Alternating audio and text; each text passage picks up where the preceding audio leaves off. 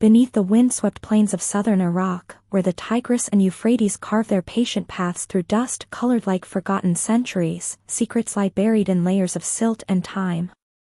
Resting in this silent earth are clay tablets, each one pressed into shape by hands that moved before Egypt dreamed of pyramids, before the first monolith of Stonehenge cast its slender shadow.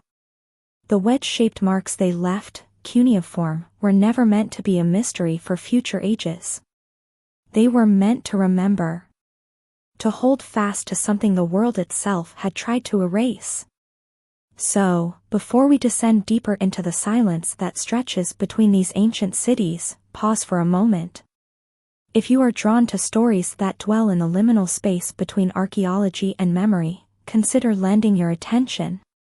And if you are still listening, leave a comment below, telling me where in the world you are right now.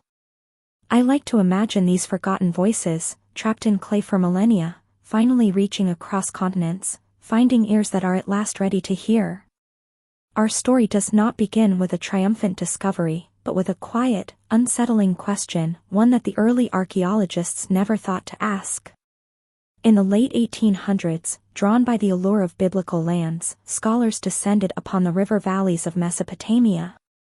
They came with spades and expectations, ready to uncover the crude, stumbling infancy of human civilization. They anticipated finding scattered villages slowly learning to organize, to build, to record their first fumbling attempts at governance and trade. Instead, their spades struck against something that defied logic. They unearthed city plans laid out with a geometric precision that spoke of advanced surveying. They found temple complexes whose foundations were aligned to celestial points with uncanny accuracy. They traced the skeletons of irrigation systems that spanned miles of desert, turning wasteland into breadbasket. And most confounding of all, they began to decipher administrative tablets, thousands of them, recording not simple tallies, but complex taxation, intricate trade agreements, and astronomical observations anchored in mathematical systems we still use today. At the heart of this sudden complexity sat the institution of kingship. It did not appear to have emerged gradually from tribal chieftains or village elders. It was just there. In the historical record, it appeared fully formed, absolute, and ancient, as if it had always existed. The people who built this world called themselves the black-headed people. Their cities, Eridu, Uruk, Shuruppak, rose from the mud of southern Mesopotamia around 3500 BCE with no visible evolutionary pathway behind them. There were no crude prototypes, no evidence of a learning curve. It was an arrival. An insertion. As if someone had pressed play on a civilization that was already running at full speed. Scholars noted something else, a phrase etched into the clay with the dry tone of a bureaucrat, yet humming with impossible meaning: kingship descended from heaven. It was recorded not as poetry or myth, but as historical fact.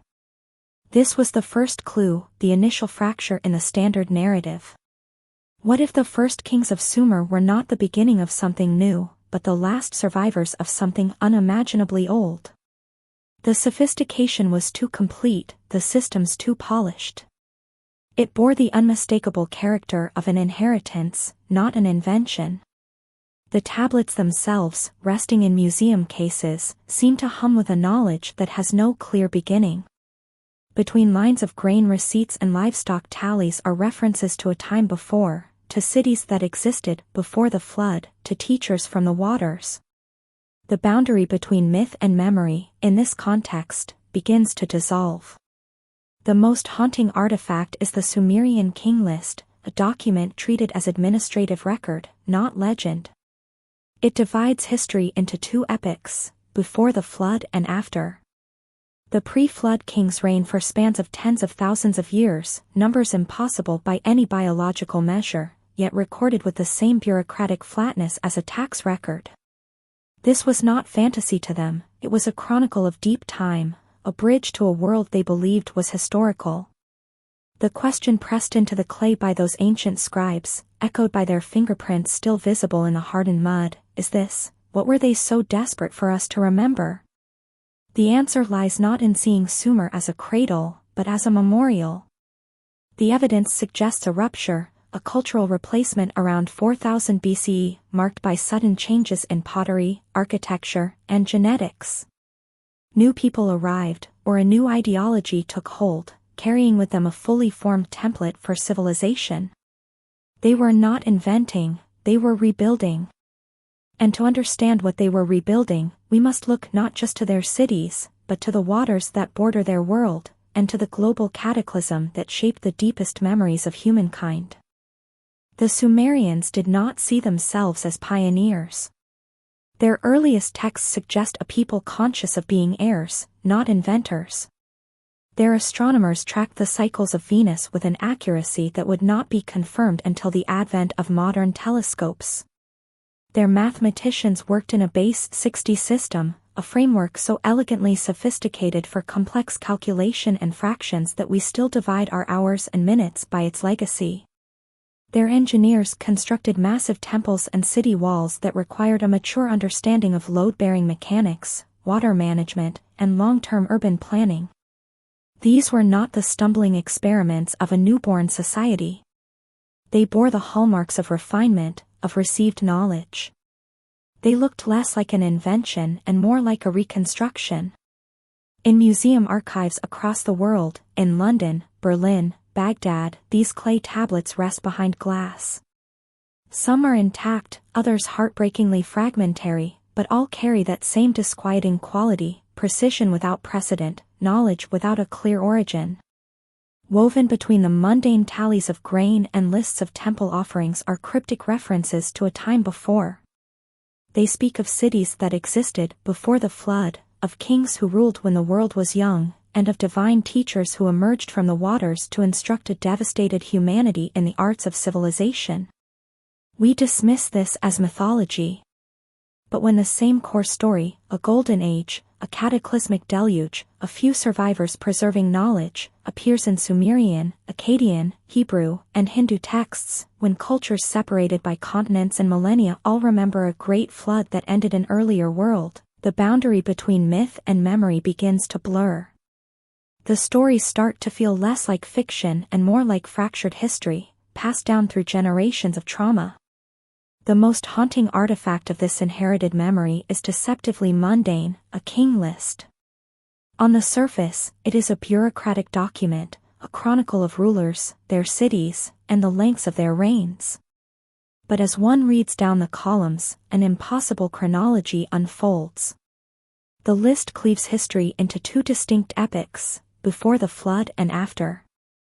Before the flood, 8 kings are listed, ruling for spans of time that defy biology, 28,800, 36,000, even 43,200 years. After the flood, the reigns are still long but begin a steady, steep decline into spans measured in centuries, then decades, finally settling into the recognizably human lifespans of later history. Scholars offer rational explanations. The numbers are symbolic, representing dynasties or astronomical cycles. Perhaps they are. But the inescapable fact is this: the Sumerians who compiled and referenced this list treated it as a factual record. It was filed alongside tax receipts and grain inventories. It wasn't shelved with poetry, it was consulted for legal and political legitimacy. To them, it wasn't legend.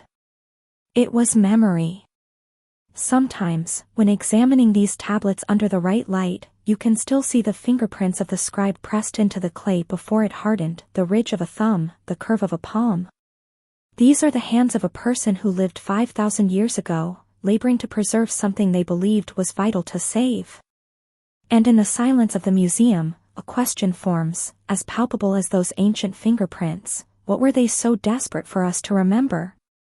The answer begins to take shape not in the words themselves, but in the abrupt, physical break in the archaeological record beneath their cities.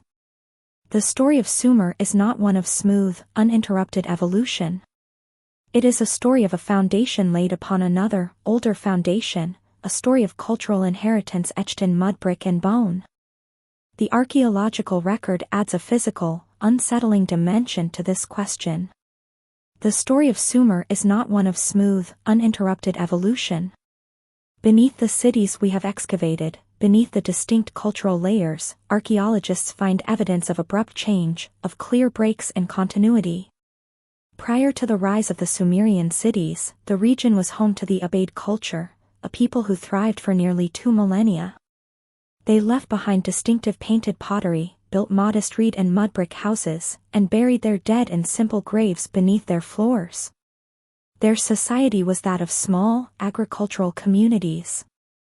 Then, around 4000 BC, something profound and rapid occurred. Within a few centuries, the Abade aesthetic vanished. Their beautiful painted pottery was replaced by mass-produced, utilitarian, unpainted vessels thrown on fast wheels. Burial practices shifted from under-house interments to separate cemeteries with new rituals. Most dramatically, architecture transformed.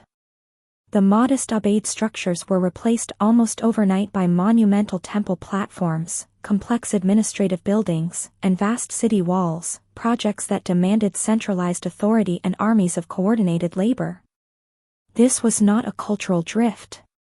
It was a cultural replacement. The transition from Abade to the Uruk period, the direct precursor to Sumerian civilization, is one of the most dramatic and swift transformations in human prehistory. The pathway of gradual development is missing. It is as if a new blueprint was imposed upon the land. Recent genetic studies of ancient remains add a biological footnote to this cultural shift. Analysis suggests a detectable genetic discontinuity between the Abade people and the later Sumerian-era inhabitants. The evidence points toward demographic replacement or significant admixture, new people, with new traditions, entering the region. The excavations at the sacred city of Eridu provide a symbolic microcosm of this rupture. At the deepest levels, archaeologists found not simple shrines but a sophisticated temple. And beneath that temple, another, and another, 18 successive temples built atop one another, each grander than the last, but the very first one already displaying an understanding of sacred geometry that should not have existed in a so-called dawn of civilization. The city did not learn how to build temples. It began with one, as if following an inherited template. The evidence, textual, archaeological, and now genetic, converges on a single, startling implication. The people who built classical Sumerian civilization were likely newcomers, or a powerful hybrid of newcomers and indigenous people. They arrived not as blank slates, but as bearers of an older, sophisticated tradition. Sumer, then, begins to look less like a cradle and more like a refuge. A place where displaced people, carrying the fragments of a lost world, came to rebuild. But what force could have been powerful enough to displace entire cultures, to send them fleeing inland with such a coherent cultural package? The Sumerians themselves, and cultures across the globe, point to a single, terrifying agent, water. If Sumer's founders were newcomers, inheritors of a lost tradition, then what catastrophe scattered them? The Sumerians themselves point unwaveringly to one answer: the flood. Their texts are obsessed with it. The Eridu Genesis, the Epic of Gilgamesh, all center on a catastrophic deluge sent by the gods to wipe away humanity, save for a pious few who survived to restart the world. For generations, modern scholars viewed these as allegorical tales or exaggerations of local river floods.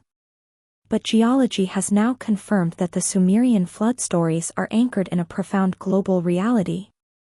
The world of 12,000 years ago was utterly different. Vast ice sheets locked away ocean water, and sea levels were about 120 meters lower than they are today. What is now the Persian Gulf was not a gulf at all, but a fertile, habitable river valley, a Persian oasis, larger than Great Britain, fed by the extended Tigris and Euphrates. Human communities undoubtedly thrived along these lush, now drowned coastlines. Then, the Ice Age ended. Not with a gentle thaw, but in a series of violent climatic convulsions. Around 9600 BCE, a period of abrupt warming called the Younger Dryas boundary triggered the collapse of continental ice sheets. Torrents of meltwater poured into the oceans. Sea levels rose in dramatic pulses, not over millennia, but sometimes over centuries or even decades. Imagine watching the horizon advance, month by month, year by year, as the sea swallowed your ancestral lands, your villages, your sacred sites. There was no stopping it. The only direction to flee was inland, toward higher, drier, and often harsher ground, like the river plains of southern Mesopotamia. Marine archaeology has found the echoes of this drowned world on the floor of the Persian Gulf, ancient river channels, buried shorelines, and sonar anomalies that look hauntingly like structural foundations. While no excavations have been possible at such depths, the topographical evidence is clear. A world was lost beneath the waves. The Great Flood was not a myth. It was a generational trauma, a memory of rising waters that drowned the homelands of countless coastal peoples across the globe. The Sumerian refugees who eventually reached the mudflats of Mesopotamia were the children or grandchildren of this catastrophe. They carried with them not just physical survival, but the cultural memory of a more advanced, organized world that had been erased. Their kingship descended from heaven because their concept of organized, divinely sanctioned statecraft had literally come from elsewhere, from those drowned, advanced societies they called home. Their mission was not to invent, but to replicate, not to begin, but to remember and rebuild. And the tools they used for this rebuilding, their mathematics, their astronomy, were not developed in Mesopotamia, but were part of the precious cargo they carried from the drowned lands. If Sumer's founders were reconstructing a lost world, their most compelling evidence is not in their stories, but in their science. The sophistication of Sumerian knowledge systems appears in the archaeological record fully formed, without the long, visible period of trial and error that defines true innovation. Take their mathematics. Humanity instinctively counts in base 10, the number of our fingers. The Sumerians calculated in base 60, sexagesimal, a system that is not intuitive but is mathematically superior. 60 is a highly composite number, divisible by 1, 2, 3, 4, 5, 6, 10, 12, 15, 20, and 30. This makes it exceptionally powerful for fractions, astronomical calculations, and geometry. We inherit this system every time we look at a clock, 60 seconds in a minute, 60 minutes in an hour, 360 degrees in a circle.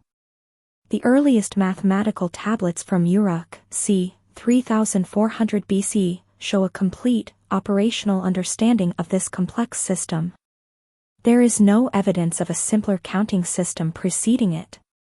They started with sophistication. Their astronomy is equally baffling. Cuneiform tablets record the movements of Venus with a precision that would not be matched until the Renaissance. They knew its synodic period, the time it takes to return to the same point in the sky, as 584 days, a figure accurate to a fraction of a day. They tracked constellations, equinoxes, and solstices, embedding this celestial knowledge into their religious calendars and agricultural cycles. This is not stargazing, it is systematic, institutional observation requiring generations of accumulated, precise data. Their engineering principles betray the same pattern. The mud bricks of Uruk and Ur were not crude lumps. They were manufactured to a standardized ratio, often 1:2:4, optimized for load-bearing and modular construction, a uniform standard applied across the entire land. Their irrigation canals were dug with precise gradients, demonstrating a confident understanding of hydraulics and surveying that avoided both stagnation and destructive erosion. This constellation of advanced knowledge, appearing simultaneously and suddenly, defies the conventional model of cultural evolution. It fits perfectly, however, with the model of inheritance. It is the knowledge of a refined, scientifically minded culture, preserved through oral tradition and specialist apprenticeships, the sages of myth, finally finding a stable enough home to be put into full practice once more. The Sumerians weren't calculating and building from first principles, they were working from a very old, very advanced textbook. Perhaps the most profound evidence for Sumer's status as a refugee culture lies in its very voice, its language.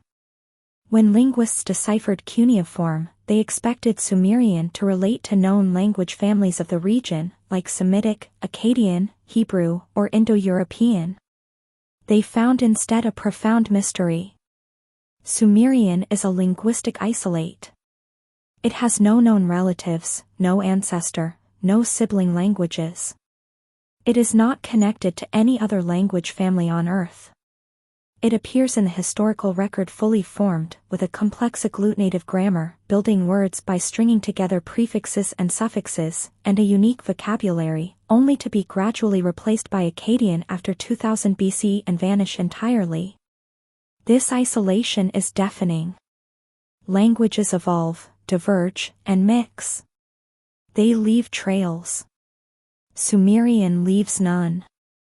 It is as if it arrived in Mesopotamia intact, from somewhere else, a somewhere that no longer existed. Its vocabulary is rich in terms for watercraft, fisheries, and canals, hinting at a deep, ancestral connection to aquatic life. This aligns eerily with the self-description of the Sumerians as those who were brought up from the water, and with the tradition of sages, the Apkallu, who emerged from the sea to teach civilization. Linguistic isolates in the historical record often represent the last survivors of once broader language families that were wiped out by catastrophe or assimilation. Basque in Europe is one such example, a pre-Indo-European relic. Sumerian may be another, the final, preserved tongue of the sophisticated cultures that once thrived along the now drowned coasts of the Persian Gulf. Their homeland was swallowed, their sister languages lost forever. Only this one branch, carried inland by refugees, survived to be written down. The language itself, then, is a fossil. Every syllable, every grammatical rule, is a relic of that drowned world. When a Sumerian scribe wrote an administrative tablet, he was not just recording grain stalks, he was performing an act of linguistic preservation, using a tongue that was itself a monument to a lost civilization. The Sumerian impulse toward precision was not a quirk, it was the operating principle of their entire civilization, most evident in their urban planning and sacred architecture. Their cities did not grow organically from village clusters like tangled roots. They were laid out with deliberate, almost clinical, intentionality. Consider Uruk, encircled by a monumental wall stretching over 9 kilometers, a defensive and symbolic perimeter that required a single, central authority to envision, plan, and mobilize thousands of laborers over years. This was not incremental expansion, it was a master plan executed at a staggering scale from its inception. At the heart of such cities stood their most iconic structures, the ziggurats. The White Temple of Uruk, erected around 3200 BC atop a high platform, was not merely built, it was oriented. Its corners aligned to the cardinal directions with a precision better than 1 degree, a feat demanding sophisticated astronomical knowledge for observation and advanced geometric skill for translation onto the ground. There are no failed attempts, no slightly crooked earlier models in the archaeological record. The White Temple appears as a perfect execution of a complex architectural blueprint on the very first try. This pattern of first-time perfection repeats at the foundational site of Eridu. Here, archaeologists unearthed not a simple shrine evolving into a temple, but a sequence of 18 temples built one atop another, each more elaborate, but the very first, deepest temple was already a dedicated, sophisticated cult structure with a clear floor plan and central altar. The city of Eridu did not discover the concept of a temple through trial and error, it was founded with one. This profound fact suggests the builders arrived with a preconceived, non-negotiable template for what a sacred complex must be. They were not discovering their relationship with the divine, they were reinstating a formal, architectural liturgy they already knew. This concept of a pre-existing template extended far beyond brick and mortar into the very fabric of their society. While the famous Code of Hammurabi is Babylonian, it rests firmly upon centuries of Sumerian legal precedent.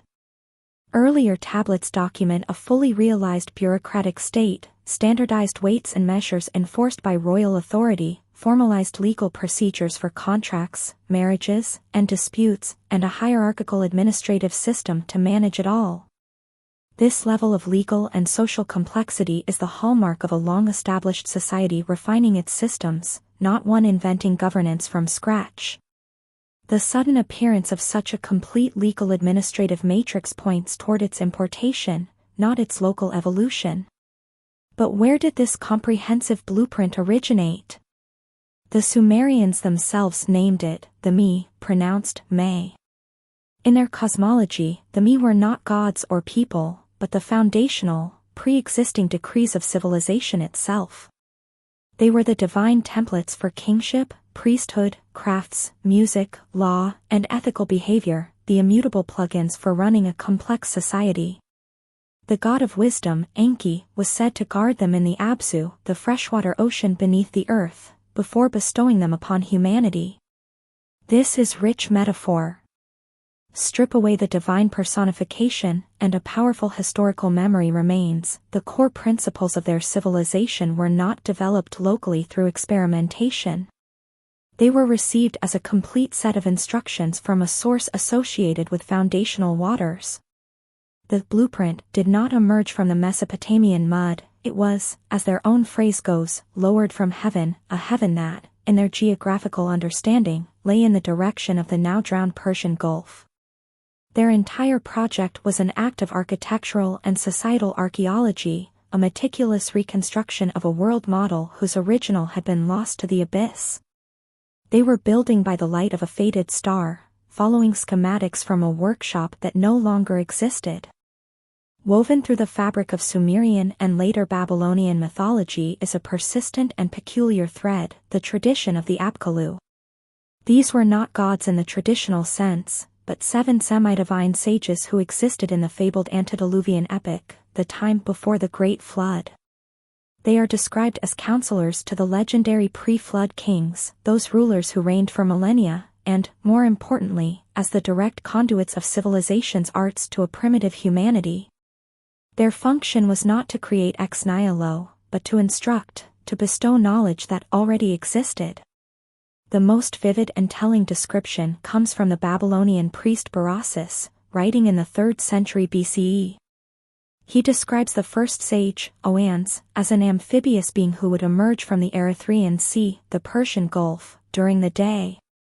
Berossus writes, he gave men insight into letters and sciences and arts of every kind. He taught them to construct cities, to found temples, to compile laws, and explained to them the principles of geometrical knowledge. He showed them how to sow seeds and how to harvest. In short, he instructed them in everything that could tend to soften manners and humanize mankind. Then, at sunset, Oannes would return to the waves. Modern scholarship often dismisses Oannes as pure fantasy, a chimeric fishman symbolizing wisdom. But this dismissal may ignore the narrative's potent historical core. If we strip away the mythological accretion, the amphibious form, what remains is a stark and consistent memory. Teachers emerged from the sea, possessed of advanced, systematic knowledge, and instructed the people of Mesopotamia in the foundational skills of urban civilization. This is not a creation myth, it is a knowledge transfer myth. It speaks of arrival, not invention. Who, in a real historical context, would appear to emerge from the sea to teach city building, law, and astronomy?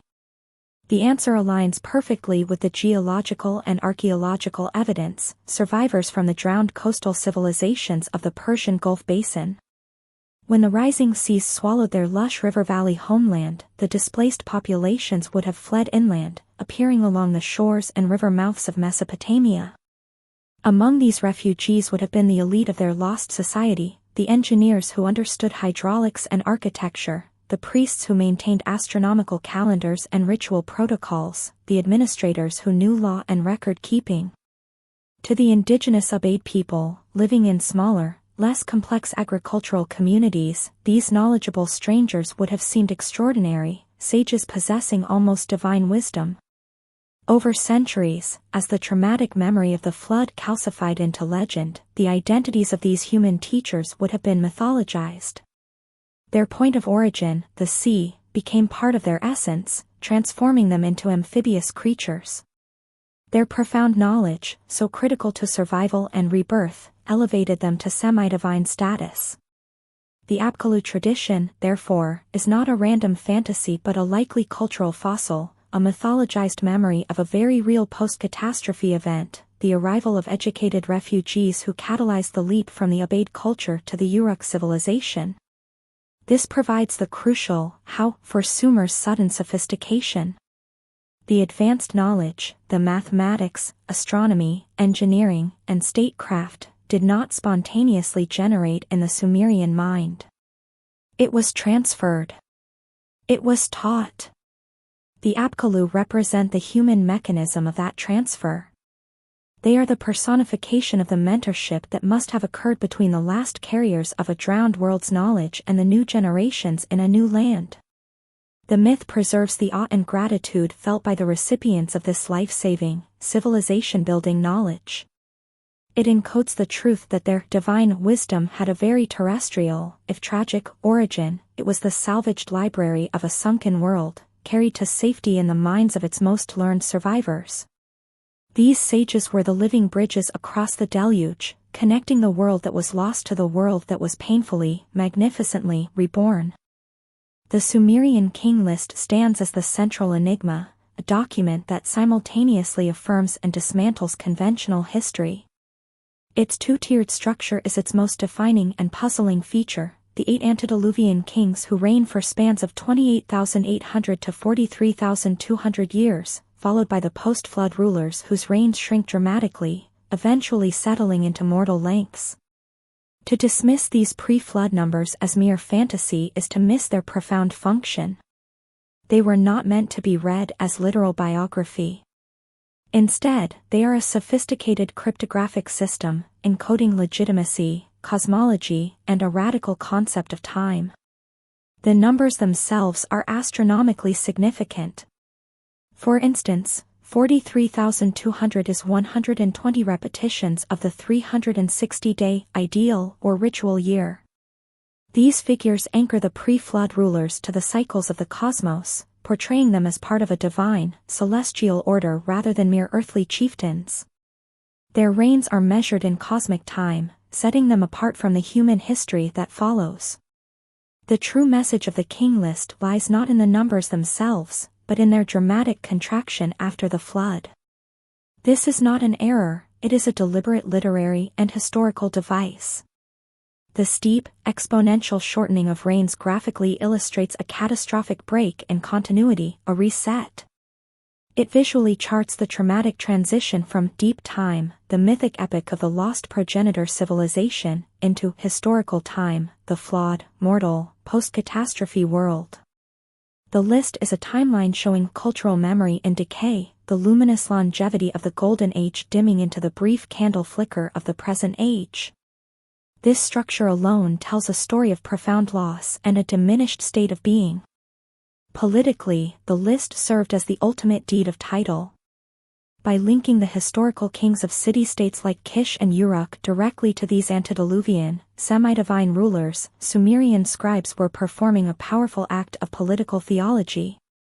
They were grounding the often tenuous, contested authority of a mortal king in a primordial, unassailable legitimacy that descended from the very origin of order.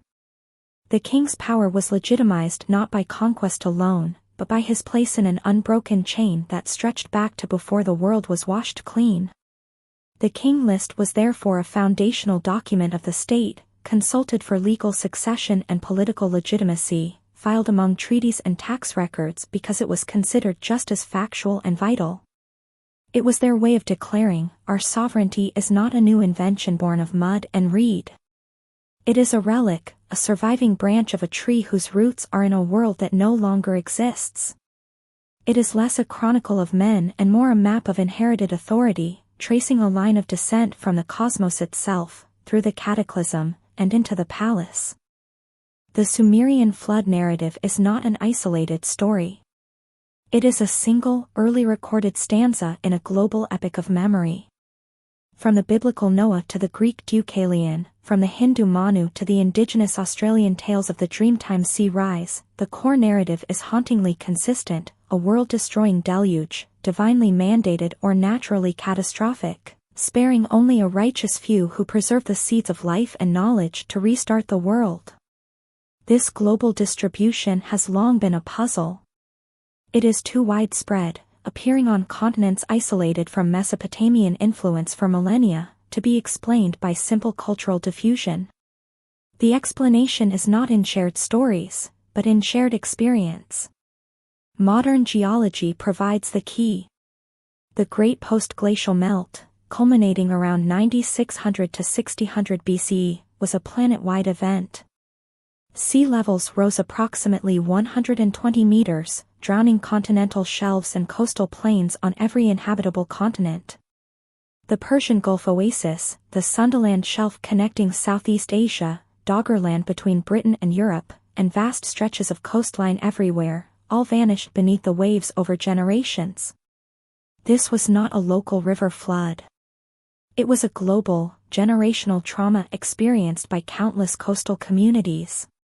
Each culture that endured this slow-motion apocalypse encoded the event into its foundational myths. The details, the name of the warning god, the construction of the vessel, the animals saved, are local color, shaped by cultural lenses. But the terrifying core of the story, rising, inexorable water consuming the known world, is a universal human inheritance born of real, shared history. This global validation lifts the Sumerian account from the realm of allegory to the domain of historical echo. Their flood was not a metaphor for chaos or divine punishment, it was a geological reality, the defining catastrophe of their prehistory. When they wrote of Ziusadra building a great boat on the instructions of Enki, loading it with the seed of all living things, and skilled craftsmen, they were preserving a survival protocol. The Ark was not just a life raft, it was a civilization preservation capsule, a deliberate strategy to save genetic, artisanal, and intellectual capital from total erasure. The universality of the flood myth tells us that this was not a uniquely Sumerian story, but a human one. It suggests that many nascent cultures face the same rising tide, and those who survived did so by making the same desperate calculation: prioritize preservation. The memory of that narrow escape, of watching the old world drown and struggling to plant its seeds in a new one, became the bedrock of their identity. Just as Sumer's sophistication challenges historical timelines, the discovery of Göbekli Tepe in southeastern Turkey shatters them. Dating to around 9600 BCE, this monumental complex predates Sumer by over 5 millennia and even the invention of agriculture. Its builders were hunter-gatherers, yet they erected a stunning landscape of stone circles featuring massive, multi-ton T-shaped pillars, intricately carved with bas-reliefs of animals, abstract symbols, and human forms. The scale, precision, and artistry of the work demand a level of social organization, specialized labor, and symbolic communication that traditional models insist should not exist for another several thousand years. Göbekli Tepe acts as a monumental checkpoint, proving that complex society, with coordinated labor, stratified roles, and sophisticated symbolic thought, did not emerge from agriculture and settlement. In this case, it appears to have preceded it. This forces a radical rethink: perhaps the traditional sequence is backwards for this specific cultural stream. Perhaps it was complex social and religious organization, born in resource-rich environments like the pre-flood Persian Gulf Oasis, that later necessitated and facilitated the transition to agriculture to support its non-food producing specialists, priests, architects, sculptors. Göbekli Tepe may represent not the dawn of complexity, but a brilliant, inland flare-up of a much older tradition. Built on a high ridge, away from the rising seas, it could be a sanctuary constructed by displaced communities from flooded regions, a place to reaffirm their complex cosmology and social identity in a new land. It is a snapshot of a sophisticated cultural template in motion, carried inland by people who already knew how to organize large-scale projects and encode meaning in monumental art. In this light, Sumer is not the first appearance of this template, but its most successful and enduring later application. Göbekli Tepe shows us that the seeds of what would blossom in Sumer, the capacity for large-scale collective action, advanced stoneworking, and complex symbolic systems, were already ancient when the first mud bricks of Eridu were laid.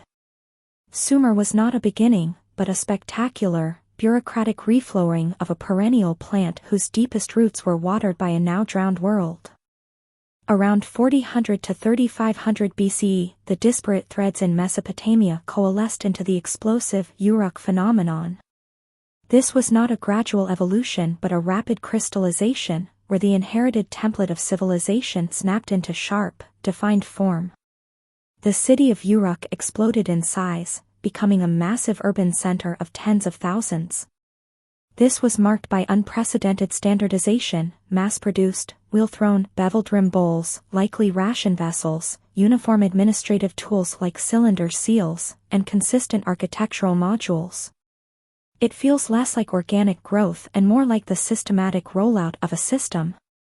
This period represents the moment when the inherited knowledge, the remembered blueprints, the surviving administrative techniques, finally met conditions stable and populous enough for full-scale implementation. The refugee descendants were no longer just preserving memories in small communities, they were building the machine those memories described. The invention of writing here is critical. It did not emerge to record poetry or kings, but for accounting, to track the vast inflows and outflows of grain, wool, and labor in this newly scaled, hyper-centralized economy. Writing was the essential operating software for the rebooted civilization hardware. It was a tool of control and memory, born from the practical necessity of managing the surplus and complexity of the reconstructed state. Therefore, the Uruk phenomenon is not the birth of civilization, but its successful re-establishment at scale. It is the point where the latent potential carried for generations became kinetic and institutional. The speed and coherence of this transformation are baffling if seen as invention, but perfectly logical if seen as restoration. A people, finally secure in numbers and resources, deliberately and knowledgeably constructed the societal edifice they had always been told was the proper order of things. They weren't figuring it out as they went along, they were executing a known plan. Uruk was the proof of concept that the ancient blueprint still worked. In the Sumerian literary imagination, Dilmun holds a place of eerie perfection. It is described as a pure, clean, and bright land where predators do not kill, diseases are absent, and fresh water bubbles from the earth. It is a paradise, often associated with the place where the sun rises. Later historical texts identify Dilmun as a trading hub, likely the island of Bahrain. But the mythological Dilmun feels vastly older and more significant than a mercantile center. Its paradisiacal description aligns perfectly with the universal motif of a lost golden age or an original homeland from which a people has been separated by a catastrophe. Given the Sumerian geographical orientation and their flood memory pointing southeast, Dilmun in myth is almost certainly the glorified, nostalgic memory of the drowned Persian Gulf oasis itself. That vast, fertile river valley, with its abundant fresh water and rich ecosystems, would have been a veritable paradise compared to the harsh, saline encroaching plains of southern Mesopotamia.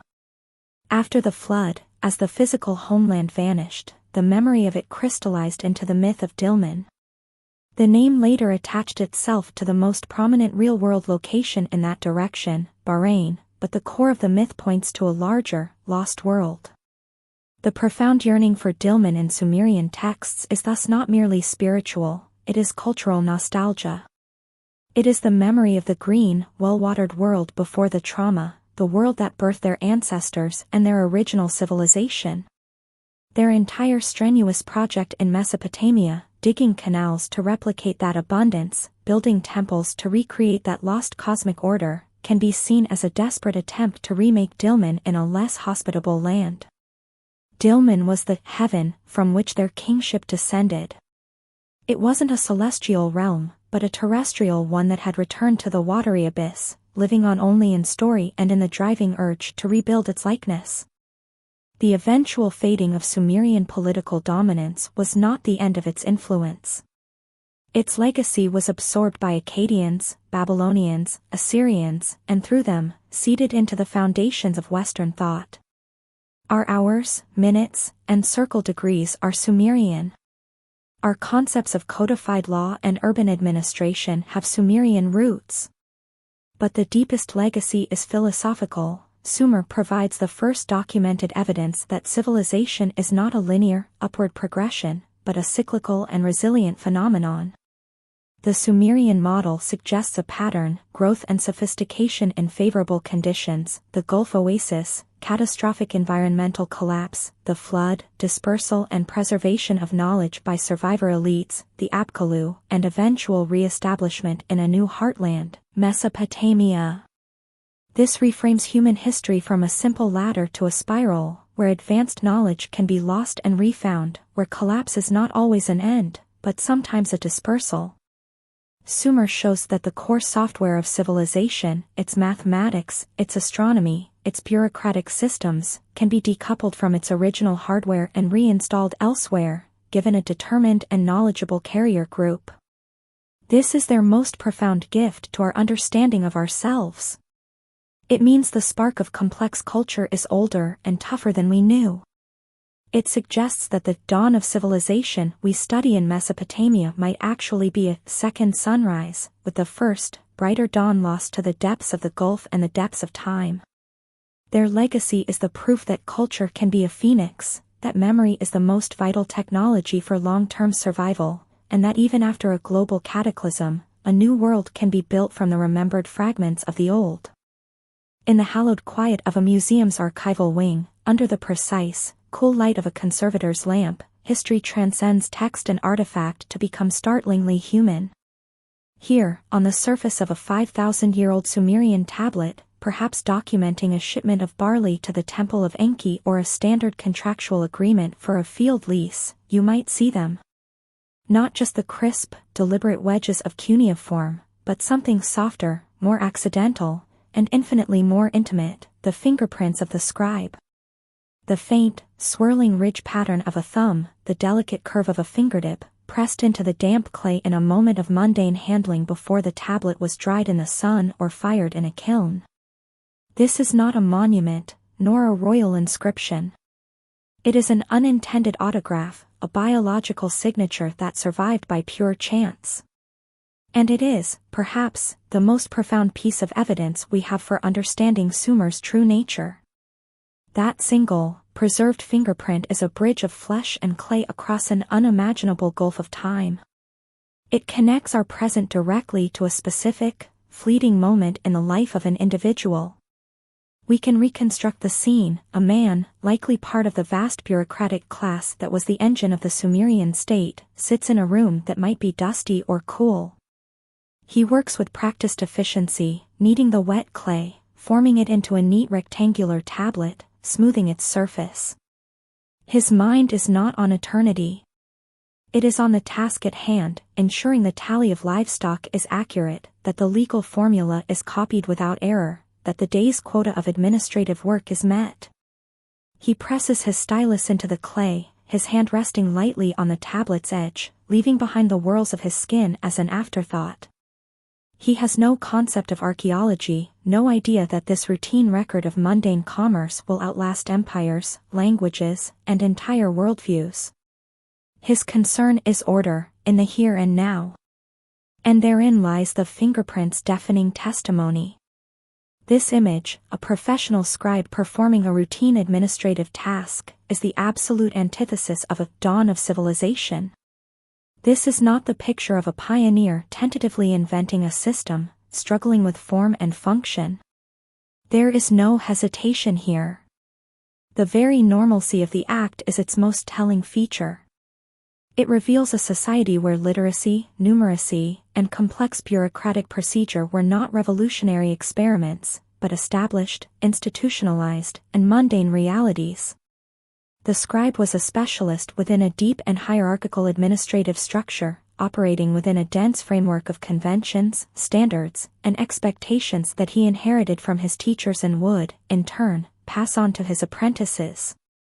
His fingerprint is the mark of a system in steady-state operation, not one in its fevered, innovative birth throes. This tangible human presence argues conclusively against Sumer as a primitive beginning.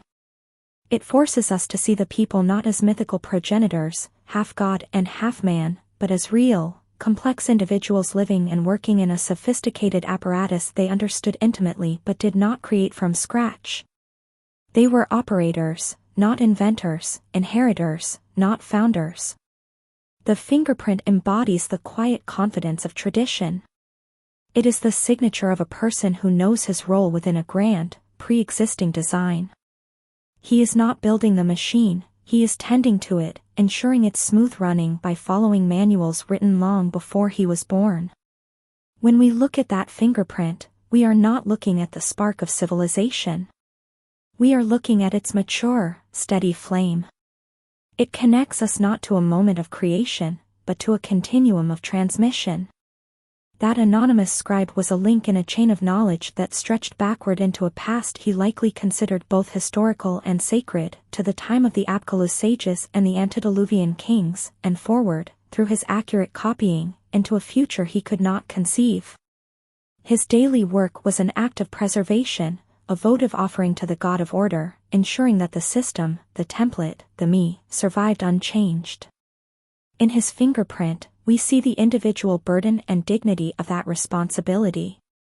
He is the human counterpoint to the cosmic scale of the king list, where the list charts millennia of symbolic reigns. His fingerprint marks a single second of human labor, both essential to the structure they collectively upheld. Thus, these accidental impressions in the clay do more than authenticate an artifact, they authenticate a theory. They are the ultimate proof that Sumerian society was not nascent, but advanced and self-perpetuating. They remind us that behind every grand historical narrative, of floods, fallen worlds, and descended kingship, there were people, hands that mixed clay, eyes that scanned lists, minds that took for granted a world of stunning complexity. Their very comfort within that complexity is our clearest clue that it was not theirs alone. They lived in a house they did not build, but which they maintained with devout, meticulous care. The fingerprints are the smudges left behind by the caretakers, the quiet, enduring human signature on the blueprint from heaven. The journey through the evidence leaves us at a precipice, overlooking a radically altered historical landscape. The question that launched this inquiry, what if the first kings of Sumer weren't the beginning of something new, but the last survivors of something ancient? Ceases to be a speculative what if and emerges as the most coherent framework to explain the enigma. Sumer no longer appears as a miraculous genesis from the mud, but as a phoenix, a brilliant and tenacious rebirth. It was the second beginning.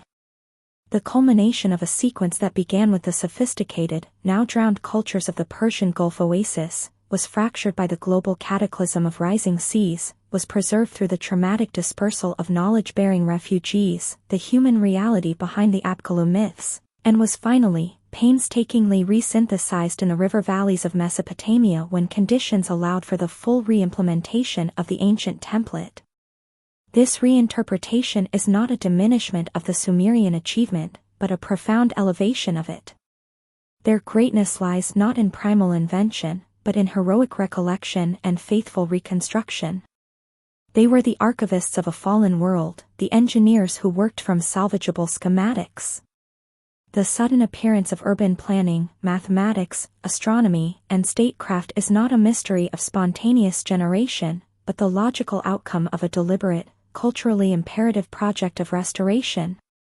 The king list is their charter, linking them back to the legitimacy of the lost epic.